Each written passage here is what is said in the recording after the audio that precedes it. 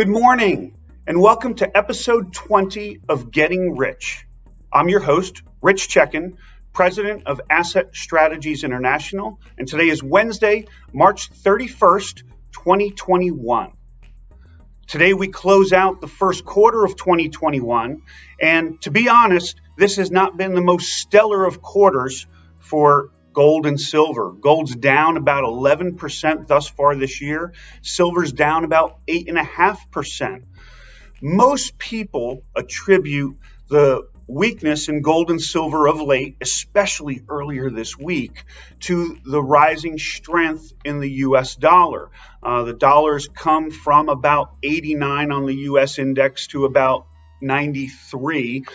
So that strength is primarily a function of the optimism about the vaccine getting in people's arms, getting out into society as we start and hope to reach herd immunity. Everybody wants to get their lives back to normal, and the dollar and the U.S. seem to be leading the way in that effort. And as a result, that's putting some headwinds in the sales for gold and silver.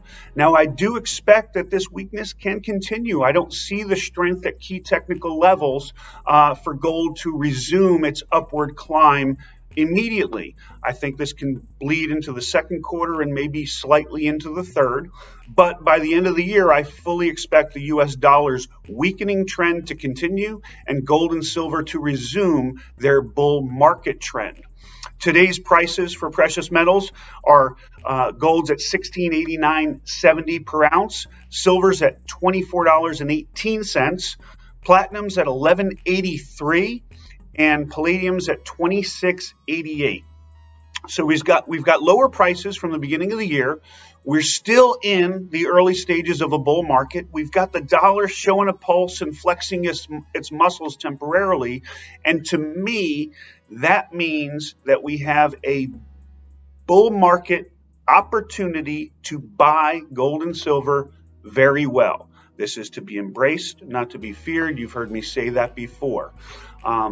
As always, we would like you to follow us here on YouTube and like us. You can go ahead and follow us on social media, subscribe to our newsletters below.